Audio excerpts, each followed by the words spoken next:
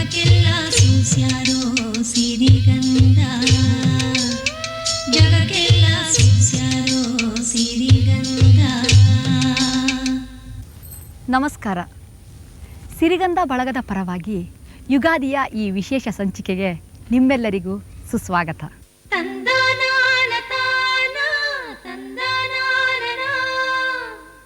ಪ್ರಕೃತಿಯೇ ಮನುಷ್ಯನಿಗೆ ಪ್ರೇರಕ ಶಕ್ತಿ. ಪ್ರಕೃತಿಯಲ್ಲಿನ ಗಿಡ ಮರಗಳು ಚಳಿಗಾಲದಲ್ಲಿ ಎಲೆಯುದುರಿಸಿಕೊಂಡು ಬೇಸಿಗೆಗೆ ಕಾಲಿಡುವ ಮುನ್ನ ಚಿಗುರಲು ಆರಂಭಿಸುತ್ತದೆ.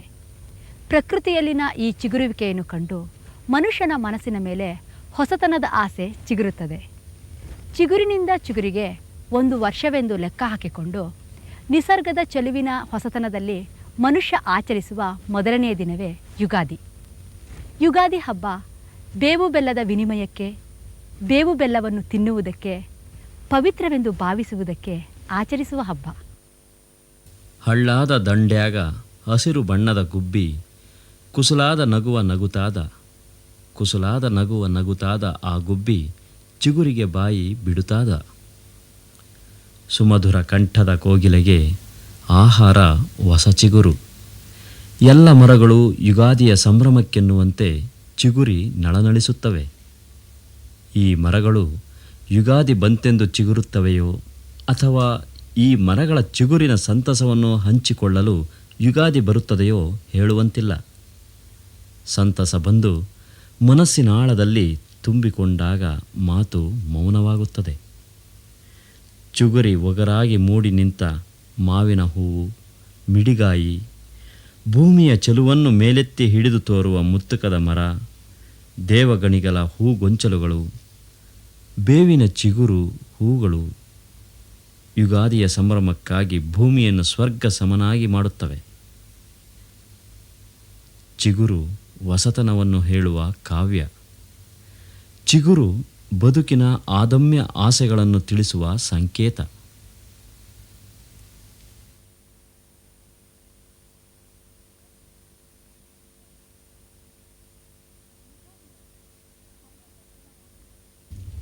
ಯುಗಾದಿಯ ದಿನ ಚಂದ್ರ ದರ್ಶನವನ್ನು ಮಾಡುವುದಕ್ಕೆ ನಮ್ಮ ಜನಪದರು ಹೊಸ ತೊಡಗು ಎಂದು ಕರೆದುಕೊಳ್ಳುತ್ತಾರೆ. ಹೊಸ ತೊಡಗು ಎಂದರೆ ಹೊಸ ಬದುಕಿಗೆ ಆರಂಭಿಸು ಎಂದು ಅರ್ಥ. ಕಣದಲ್ಲಿ ನೆಟ್ಟ ಮೇಟಿಯನ್ನು ತರುವುದು, ಹೊನ್ನಾರು ಕಟ್ಟುವುದು, ಹೊಸ ಬಟ್ಟೆ ತೊಡುವುದು ಇತ್ಯಾದಿ ಆಚರಣೆಗಳು ಹೊಸ ತೊಡಗಿಗೆ ಇರುವ ಆಚರಣೆಗಳು. ಚಿಟ್ಟೆಳ್ಳು ಸಿಡಿದು ಬಾಗಿಲಿಗೆ ಎರಗ್ಯಾವೆ, ಹಟ್ಟಿಗೆಣತೇರು ಕೈ ಮಾಡಿ, ಹಟ್ಟಿಗೆಣತೇರು ಕೈ ಮಾಡಿ ತೆಗೆದೆಣ್ಣೆ, ಹಬ್ಬದೊತ್ತಿಗೆ ಹದವಾದೋ, ಹಬ್ಬದೊತ್ತಿಗೆ ಹದವಾದೋ. ಬಸವನ ಕೊರಳಿಗೆ ಹೊಸ ನೋಗವೇರಲಿ, ರಾಜುಣ ಗದ್ದೆ ಬೆಳೆಯಲಿ, ರಾಜುಣ ಗದ್ದೆ ಬೆಳೆಯಲಿ, ಹೊಸ ತೊಡಗು ಉಗುನಿ ಹಂಬಾಗಿ ಹರಿಯಲಿ. ಒಪ್ಪಾದ ಸೊಸೆ ಚಂದ, ತುಪ್ಪ ಹೋಳಿಗೆ ಚಂದ, ಮುಪ್ಪಿಗೆ ಚಂದ ಶಿವನಾಮ, ಮುಪ್ಪಿಗೆ ಚಂದ ಶಿವನಾಮ ನೆನೆದರೆ ಕಪ್ಪು. ಸೂರ್ಯನ ಉದಯ, ಚಂದ್ರನ ಉದಯ, ಹಗಲು ರಾತ್ರಿ ಬೆಳದಿಂಗಳು, ಚಿಗುರು ಹೂವು ಫಲ ಎಲ್ಲಕ್ಕೂ ಕಾರಣ ದೇವರು. ಬದುಕಲು ಜಗತ್ತನ್ನು ಸೃಷ್ಟಿಸಿಕೊಟ್ಟ ದೇವರಿಗೆ ಕೃತಜ್ಞತೆಯನ್ನು ಅರ್ಪಿಸಲು ಮನುಷ್ಯ ವಿಪುಲವಾಗಿಯೇ ಅವಕಾಶಗಳನ್ನು ಕಲ್ಪಿಸಿಕೊಳ್ಳುತ್ತಾನೆ. ಹಬ್ಬಗಳು, ಆಚರಣೆಗಳು, ಜಾತ್ರೆಗಳು, ಗುಡಿ ದೇವಾಲಯಗಳು ಹೀಗೆ ಹೇಳುತ್ತಾ ಹೋದಂತೆ ಪಟ್ಟಿ ಬೆಳೆಯುತ್ತಾ ಹೋಗುತ್ತದೆ. ನಮಗನ್ನಿಸಿದಂತೆ ಆರಾಧನೆ ಇಲ್ಲದೆ ಆಚರಣೆ ಇಲ್ಲ, ಆಚರಣೆ ಇಲ್ಲದೆ ಹಬ್ಬವಿಲ್ಲ, ಹಬ್ಬವಿಲ್ಲದೆ ಬದುಕಿಲ್ಲ. ಹೀಗಾಗಿಯೇ ಯುಗಾದಿ ಹಬ್ಬದಂದು ಗುಡಿ ದೇವಾಲಯಗಳು ಜನಸ್ತೋಮದಿಂದ ತುಂಬಿ ತುಳುಕಾಡುತ್ತವೆ. ರಸದಾಳೆ ಹೊಸ ಬೆಲ್ಲ ಎಸಳು ಬೇವಿನ ಪತ್ರೆ, ಬಾತು ಬಂದವಳೆ ಚೆವುಡಮ್ಮ, ಬಾತು ಬಂದವಳೆ ಚೆವುಡಮ್ಮ, ಮಕ್ಕಳ ತಾಯಿ ಸಾಮ್ರಾಣಿ ನಾಕಿ ಮರೆ ಬಿದ್ದೋ, ಸಾಮ್ರಾಣಿ ನಾಕಿ ಮರೆ ಬಿದ್ದೋ, ಸಾಮ್ರಾಣಿ ನಾಕಿ ಮರೆ ಬಿದ್ದೋ. ಗಾದೆಯೊಂದು ಹೇಳುವಂತೆ ಮಾನವ ಕಳೆದ ಕಾಲದ ಗುಲಾಮ, ಬರುವ ಭವಿಷ್ಯದ ಯಜಮಾನ. ಕಳೆದ ಕಾಲ ನೆನಪನ್ನು ಉಳಿಸಿದರೆ ಬರುವ ಕಾಲ ಆಸೆಯನ್ನು ಚಿಗುರಿಸುತ್ತದೆ. ಗ್ರಹಗತಿಗಳು, ರಾಶಿ ಫಲಗಳು ತನ್ನನ್ನು ಕಾಪಾಡುತ್ತವೆಂದು ಆತ ನಂಬುತ್ತಾನೆ. ಯುಗಾದಿ ಆಚರಣೆಯಲ್ಲಿ ಪಂಚಾಂಗ ಶ್ರವಣವು ಒಂದು. ಬೆಂಗಳೂರು ಗ್ರಾಮಾಂತರ ಜಿಲ್ಲೆ ಕಂಬಾಳು ಗ್ರಾಮದ ಶ್ರೀ ಶಿವರುದ್ರ ಶಾಸ್ತ್ರಿಗಳಿಂದ ಈ ವರ್ಷದ ರಾಶಿಫಲವನ್ನು ಕೇಳೋಣ. ಯುವನಾಮ ಸಂವತ್ಸರ ಹೋಗಿ ಈಗ ಧಾತೃನಾಮ ಸಂವತ್ಸರ ಪ್ರಾರಂಭವಾಗ್ತಾ ಇದೆ. ಈ ಧಾತೃನಾಮ ಸಂವತ್ಸರದಲ್ಲಿ ಚಾಂದ್ರಮಾನ ಯುಗಾದಿ. ಧಾತೃನಾಮ ಸಂವತ್ಸರದಲ್ಲಿ ಈ ಗ್ರಹಗಳ ಬಲಾಬಲ ಈ ರೀತಿ ಇದೆ. ರಾಜ ಬುಧ, ಮಂತ್ರಿ ಶನಿ, ಸೇನಾಧಿಪತಿ ಶುಕ್ರ, ಸಸ್ಯಾಧಿಪತಿ ಕುಜ, ಧಾನ್ಯಾಧಿಪತಿ ರವಿ, ಅರ್ಘ್ಯಾಧಿಪತಿ ಶುಕ್ರ, ಮೇಘಾಧಿಪತಿ ಶುಕ್ರ, ರಸಾಧಿಪತಿ ಗುರು, ನಿರಸಾಧಿಪತಿ ಕುಜ ಮತ್ತು ಪಶುನಾಯಕ ಬಲರಾಮ. ಈ ರೀತಿಯಾಗಿ ಈ ವರ್ಷದ ಫಲಾಫಲಗಳ ಫಲ ಈ ರೀತಿಯಾಗಿದೆ. ಬುಧನು ರಾಜನಾಗಿರುವುದರಿಂದ ಮಳೆ ಬೆಳೆ ಕಡಿಮೆ, ಪ್ರಜೆಗಳಿಗೆ ರೋಗ ಭಯ ಮತ್ತು ರಾಜಕೋಪ ಉಂಟು ಮತ್ತು ಹೈನು ಬೆಳೆ ಉತ್ತಮವಾಗಿರ್ತದೆ. ಮತ್ತು ಯಾರು ಶನಿ ಮಂತ್ರಿ ಆಗಿರುವುದರಿಂದ ಭೂಮಿಯಲ್ಲಿ ಬೆಳೆ ಕಡಿಮೆ, ಮಳೆ ಕಡಿಮೆ ಮತ್ತು ಅಂತರಿಕ್ಷ ಮೇಘಾಧಿಪತಿಯಾಗಿ ಕಾಂತಿ ಹೀನವಾಗ್ತಾ ಇದೆ. ಆದ್ದರಿಂದ ಸಾಧಾರಣವಾದಂಥ ಮಳೆ ಆಗ್ತದೆ. ಮತ್ತು ಶುಕ್ರ ಸೇನಾಧಿಪತಿಯಾಗಿರುವುದರಿಂದ ಸುವೃಷ್ಟಿಯು, ಸಸ್ಯ ಸಮೃದ್ಧಿಯು, ಸುಭಿಕ್ಷವು, ಪದಾರ್ಥಗಳ ಬೆಲೆ ಕಡಿಮೆಯು ಈ ರೀತಿಯಾಗಿ ಈ ಧಾತೃನಾಮ ಸಂವತ್ಸರದ ಈ 12 ದ್ವಾದಶ ರಾಶಿಯ ಫಲಗಳು ಈ ರೀತಿಯಾಗಿರುತ್ತೆ. ಗುರಿ ಸಾಧನೆ ಬೇಸಾಯದ ಮೂಲ ಉದ್ದೇಶ. ಯುಗಾದಿಯ ದಿನ ಪಂದ್ಯಾಟದಲ್ಲಿ ಗೆದ್ದರೆ, ಗುರಿಕಾಯನ್ನು ಒಡೆದರೆ ವರ್ಷವಿಡೀ ಗೆಲುವು ಸಾಧಿಸಬಹುದೆಂಬ ನಂಬಿಕೆ ನಮ್ಮ ಜನಪದರದು. ಯುಗಾದಿಯ ಈ ವಿಶೇಷ ಆಟಗಳಲ್ಲಿ ನಾವು ನೀವು ಪಾಲ್ಗೊಳ್ಳೋಣ.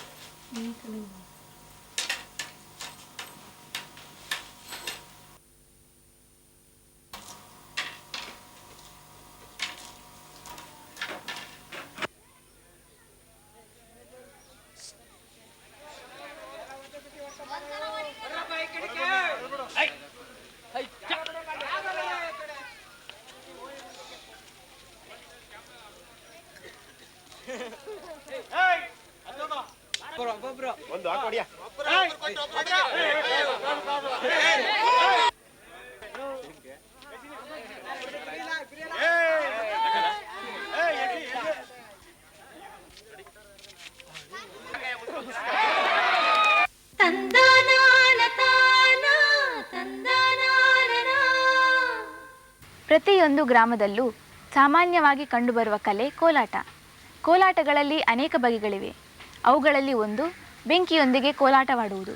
ಬೆಂಕಿಯೊಂದಿಗೆ ಕೋಲಾಟವಾಡುವುದು ಅಪಾಯಕರವಾದರೂ ಕಲಾವಿದನ ಕಲಾ ನೈಪುಣ್ಯದಿಂದ ನೋಡಲು ಬಲು ಸೊಗಸಾಗಿ ಕಾಣುತ್ತದೆ. ಈ ಸಂದರ್ಭದಲ್ಲಿ ಹುಟ್ಟುವ ಕೋಲು ಪದಗಳು ಅರ್ಥಪೂರ್ಣವಾಗಿರುತ್ತದೆ. ಅಯ್ಯ ಮಾದೇವನ ಗಿರಿಯಲ್ಲಿ ಮಾಲೆ ಬಿಟ್ಟೋನ್ಯಾರೋ, ಅಯ್ಯೋ ಮಾದೇವನ ತಮ್ಮ ಸದ್ಗುರು ತನ್ನನ್ನು,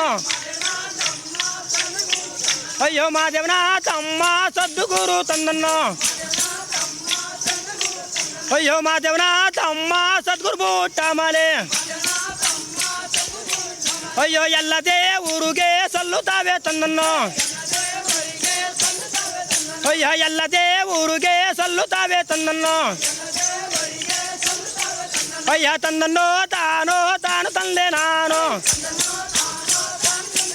ಅಯ್ಯೋ ಮಾದೇನ ಗಿರಿಯಲ್ಲಿ 101 ಗಿಣಿಯಂಡು, ಅಯ್ಯ ಕಪ್ಪು ತುಂಬಾವೆ ಗಿರಿಗೆಲ್ಲ ತನ್ನನ್ನು, ಅಯ್ಯ ಕಪ್ಪು ತುಂಬಾವೆ ಗಿರಿಗೆಲ್ಲ ಮಾದೇವ, ಅಯ್ಯ ಗೆಜ್ಜೆಯ ಹಸುತ್ತಾ ಕುಣಿಗುತ್ತಾ ಹಾಡುತ್ತಾ, ಅಯ್ಯ ಬೀದಿ ಬೀದಿಲ್ಲಿ ಮೆರೆಯುತ್ತ ತನ್ನನ್ನು, ಅಯ್ಯ ಬೀದಿ ಬೀದಿಲ್ಲಿ ಮೆರೆಯ ಮಾದೇವನೇ, ಅಯ್ಯ ಕೂತಿರೋ ಸೇವೆಗಳು ನೇಗುದಾರೋ ತನ್ನನ್ನು, ಅಯ್ಯೋ ತನ್ನನ್ನು ತಾನು ತಂದೆ ನಾನು, ಅಯ್ಯೋ ಒಣಗಿದ ಗರುಕೆ ಚಿಗುರಿತೋ ತನ್ನನ್ನು ಅಯ್ಯೋ ಒಣಗಿದ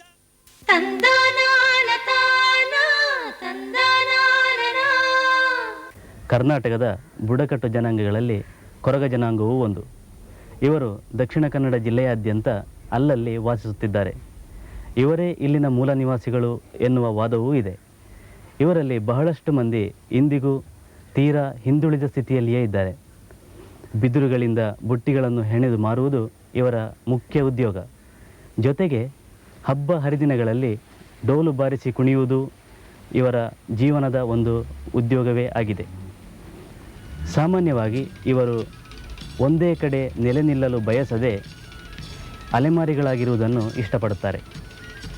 ಆದಿ ಕಾಲಗಳಲ್ಲಿ ಇವರು ಸೊಪ್ಪುಗಳನ್ನು ಧರಿಸಿಕೊಂಡು ಜೀವಿಸುತ್ತಿದ್ದರು. ಅಂದಿನ ಕಾಲದ ಜೀವನ ರೀತಿಯನ್ನು ನೆನಪಿಸುವುದಕ್ಕಾಗಿ ಇಂದಿಗೂ ಇವರು ವರ್ಷಕ್ಕೊಮ್ಮೆ ಹಂಚೇಸಿ ಅಂದರೆ ಜನವರಿ ಫೆಬ್ರವರಿ ತಿಂಗಳುಗಳಲ್ಲಿ ಸೊಪ್ಪುಗಳನ್ನು ಕಟ್ಟಿಕೊಂಡು ಸುಣ್ಣ ಬಣ್ಣ ಹಚ್ಚಿಕೊಂಡು ಕುಣಿಯುತ್ತಾರೆ. ಮೊದಲು ದೇವರ ಮುಂದೆ ಕುಣಿದು ಮತ್ತೆ ಮನೆ ಮನೆಗಳಿಗೆ ತೆರಳಿ ಪಡಿ ಕಾಣಿಕೆಗಳನ್ನು ಪಡೆಯುವುದು ವಾಡಿಕೆ. ಇವರ ಈ ಕುಣಿತವನ್ನು ಚುಣ್ಣ ಎನ್ನುತ್ತಾರೆ. ಈಗ ದಕ್ಷಿಣ ಕನ್ನಡ ಜಿಲ್ಲೆಯ ಕುಂದಾಪುರ ತಾಲೂಕಿನ ಕೊರ್ಗಿ ಗ್ರಾಮದ ಚುಣ್ಣವನ್ನು ನೋಡೋಣ. ಚುಣ್ಣ ಹೆಸರೇ ಹೇಳುವಂತೆ ಬಿಳಿಯ ಬಣ್ಣ. ಈ ಕುಣಿತದಲ್ಲಿ ಬಣ್ಣವೇ ಪ್ರಮುಖವಾದ್ದರಿಂದ ಈ ಕಲೆಗೆ ಚುಣ್ಣವೆಂದೇ ಹೆಸರು ನಿಂತಿದೆ. ಪಿಳ್ಳಂಗೋವಿ ಚರ್ಮವಾದ್ಯಗಳ ನಡುವೆ ಚುಣ್ಣ ವೇಷಧಾರಿ ಸರಳ ಹೆಜ್ಜೆಗಳನ್ನು ಹಾಕಿ ಕುಣಿಯುವ ಈ ಕಲೆ ಮನರಂಜನೆಗಿಂತ ಮಿಗಿಲಾದ ಅರ್ಥದಿಂದ ಕೂಡಿರಲೂಬಹುದು.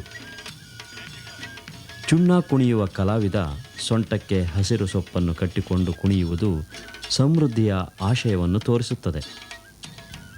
ಮನೆ ಮನೆಯ ಮುಂದೆ ಸೊಂಟಕ್ಕೆ ಸೊಪ್ಪು ಕಟ್ಟಿಕೊಂಡು ಕುಣಿಯುವಾಗ ಮುಂದಿನ ಬೆಳೆಯು ಸಮೃದ್ಧಿಯಿಂದ ಬೆಳೆಯುತ್ತದೆ ಎಂಬುದನ್ನು ಸೂಚಿಸುತ್ತದಂತೆ. ಕೊರಗರು ಹಸಿರು ನಿಸರ್ಗವನ್ನು ಬಿಂಬಿಸುವ ಪ್ರಕೃತಿಯ ಮಕ್ಕಳು.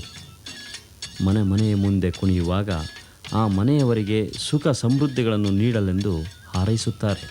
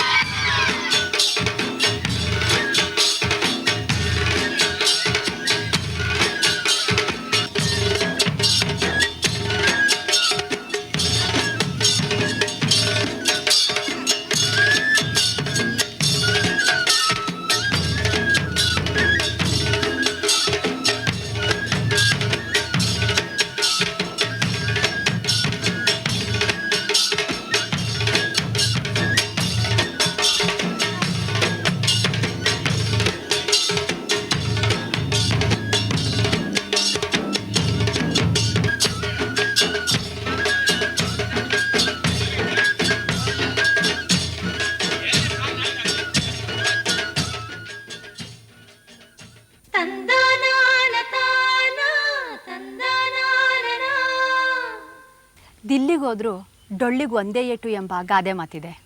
ಡೊಳ್ಳು ಬೀರಪ್ಪನಿಗೆ ಪ್ರಿಯವಾದ ವಾದ್ಯ. ಕುರುಬ ಜನಾಂಗದ ಸಂಸ್ಕೃತಿಯನ್ನು ಮೊಳಗಿಸುವ ಈ ಡೊಳ್ಳಿನ ನಾದಕ್ಕೆ ಬೀರಪ್ಪನ ಭಕ್ತರ ನರನಾಡಿ ಮಿಡಿದಿದೆ. ಡೊಳ್ಳು ಮೇಳ ಬೀದಿಯಬ್ಬರದ ಬೊಬ್ಬೆಯೆಂದೇ ಹೆಸರನ್ನು ಪಡೆದಿದೆ. ಈ ಡೊಳ್ಳನ್ನು ಸಮೂಹದಿಂದ ಬೇರ್ಪಡಿಸಿ ಒಂದನ್ನೇ ನುಡಿಸಿ ಇತರ ವಾದ್ಯಗಳಾದ ತಾಳ, ಮೇಳ, ದಮಡಿಗಳ ಜೊತೆಗೆ ಲಘುವಾದ ಕುಣಿತ ಈ ಡೊಳ್ಳಿನ ನಾದಕ್ಕೆ ಮೋಹಕತೆಯನ್ನು, ನಯವಾದ ಲಯವನ್ನು ಉಂಟು ಮಾಡುತ್ತದೆ. ಹೀಗೆ ನುಡಿಸುವ ವಾದ್ಯ ಮೇಳಕ್ಕೆ ಡೊಳ್ಳಿನ ಕೈಪೆಟ್ಟು ಎಂದು ಕರೆಯುತ್ತಾರೆ. ಈಗ ನಾವು ಬೆಳಗಾಂ ಜಿಲ್ಲೆ ರಾಯಬಾಗ್ ತಾಲೂಕಿನ ಹಾರೋಗೇರಿಯ ಶ್ರೀ ಮಾರುತಿ ಲಕ್ಷ್ಮಣ ಪೂಜಾರಿಯವರಿಂದ ಡೊಳ್ಳಿನ ಕೈಪೆಟ್ಟು ಮೇಳವನ್ನು ನೋಡೋಣ.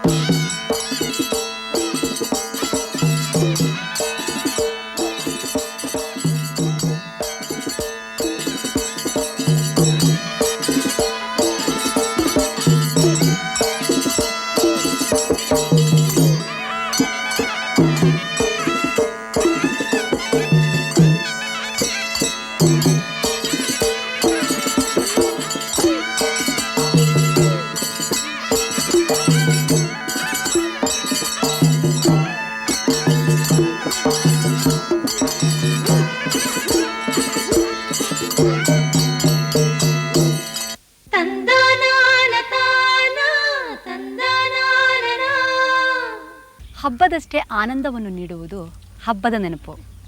ಈ ನೆನಪು ಹಾಡಾಗಿ ಹೊಮ್ಮಿದಾಗ, ಕಥೆಯಾಗಿ ಹರಿದಾಗ ಮನಸ್ಸಿಗೆ ಮುದ ನೀಡುತ್ತದೆ. ಇಂಥ ಸುಂದರ ಚಿತ್ರವನ್ನು ಕಣ್ಣಿಗೆ ಕಟ್ಟುವಂತೆ ಯುಗಾದಿಯ ಕುರಿತು ಹಾಡಿದ್ದಾರೆ ತಿಪಟೂರಿನ ಶ್ರೀಮತಿ ಹೇಮಾ ಬಸವರಾಜ್ ಅವರು. ಭಾಗ್ಯದ ಬಾಗಿಲಿಗೆ ಚಿಗುರು ತೋರಣ ಕಟ್ಟಿ ವಸುದೆ ತಾಯವ್ವನ ಬರ ಹೇಳಿ. ಭಾಗ್ಯದ ಬಾಗಿಲಿಗೆ ಚಿಗುರು ತೋರಣ ಕಟ್ಟಿ ವಸುದೆ ತಾಯವ್ವನ ಬರ ಹೇಳಿ. ವಸುದೆ ತಾಯವ್ವನ ಬರ ಹೇಳಿ ಹಾಡೆದವ್ನ ಹಬ್ಬಕ್ಕೆ ಹಾಸೆಯ ಬರೆದೇನು. ಹಬ್ಬಕ್ಕೆ ಹಾಸೆಯ ಬರೆದೇನು. ಹೊಂಗೆ ಚಿಗುರು ಬಂದೋ, ಉಗಾದಿ ಹಬ್ಬ ಬಂದೋ, ಚಿನ್ನದ ಗಂಟೆ ದಣಿರೆಂದು ಚಿನ್ನದ ಗಂಟೆ ದಣಿರೆಂದು ಮಲ್ಲೈನ ಒಪ್ಪತ್ತಿನ ಪೂಜೆ ಘನವಾದೋ ಒಪ್ಪತ್ತಿನ ಪೂಜೆ ಘನವಾದೋ ಭಾಗ್ಯದ ಬಾಗಿಲಿಗೆ ಚಿಗುರು ತೋರಣ ಕಟ್ಟಿ ವಸುದೆ ಯೌವನ ಬರ ಹೇಳಿ ವಸುದೆ ಯೌವನ ಬರ ಹೇಳಿ ಕಾಲಂದ ಕಾಲಕ್ಕೆ ಯಾವಾಗ ಉಗಾದಿ ನಾನು ಹೋಳಿಗೆ ಆಡಬೇಕು ನಾನು ಹೋಳಿಗೆ ಆಡಬೇಕು ಅತ್ತಿಗೆ ಬಾಲೆ ಹೊನ್ನಿನ ಕಾವಲಿ ಕೊಡುಬಾರೆ ನಿನ್ನ ಹೊನ್ನಿನ ಕಾವಲಿ ಕೊಡುಬಾರೆ ಭಾಗ್ಯದ ಬಾಗಿಲಿಗೆ ಚಿಗುರು ತೋರಣ ಕಟ್ಟಿ ವಸುದೆ ಯೌವನ ಬರ ಹೇಳಿ ವಸುದೆ ಯೌವನ ಬರ ಹೇಳಿ ಬಡವಿಯ ಮನೆಗೆ ಯಾಕೆ ಬಂದೆ ಚೌಡಮ್ಮ ಮಡಿಲಲ್ಲಿ ಕಟ್ಟಿ ಉನಿ ಹಿಡಿದು ಮಡಿಲಲ್ಲಿ ಕಟ್ಟಿ ಉನಿ ಹಿಡಿದು ತಾಯವ್ವ ನಾನು ಬಡವಿ ಕಾಣೆ ದಯವೀಡೆ ನಾನು ಬಡವಿ ಕಾಣೆ ದಯವೀಡೆ ಭಾಗ್ಯದ ಬಾಗಿಲಿಗೆ ಚಿಗುರು ತೋರಣ ಕಟ್ಟಿ ವಸುದೆ ಯೌವನ ಬರ ಹೇಳಿ ವಸುದೆ ಯೌವನ ಬರ ಹೇಳಿ ಹಾಡೆದವನ ಹಬ್ಬಕ್ಕೆ ಹಾಸೆಯ ಬರೆದೇನು ಹಬ್ಬಕ್ಕೆ ಹಾಸೆಯ ಬರೆದೇನು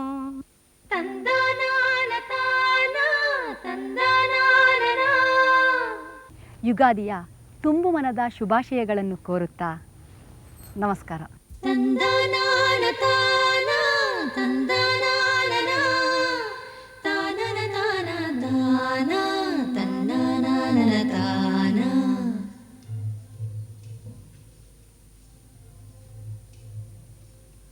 ಕರುನಾಡ ಮೂಡಲಲಿ ಬೆಳ್ಳಿ ರಾಯರು ಬೆಳಗಿ ಬಣ್ಣದ ನವಿಲು ಕುಣಿದಾವು ತಂದನಾನ ತಾನ ತಂದನಾನ ಸ್ವಾತಿಯ ಮಳೆ ಹುಯ್ದು ಮುತ್ತುಗಳ ತೆನೆಬಾಗಿ ಭೂತಾಯಿ ನೆನೆದು ಹರಸ್ಯಾಳು ಮಾವು ಮಲ್ಲಿಗೆಯೊಳಗೆ ಸುಳಿದಾಡಿ ಎಳೆಗಾಡಿ ಕೋಗಿಲೆ ಕುಹು ಎಂದು ಸರಬಿಕ್ಕಿತೋ ಅರಸರ ಕಥೆಯಲ್ಲ ಗುರುಗಳ ಮತಿಯಲ್ಲ ಬಿತ್ತಿ ಬೆಳೆದವರ ಪಾಡು ಹಾಡಾಯಿತೋ ವೇದವಾದವ ಕಾಣದ ಜನರು ಓದನು ಅರಿಯದೆ ಗಾದೆ ಕಟ್ಟಿದರು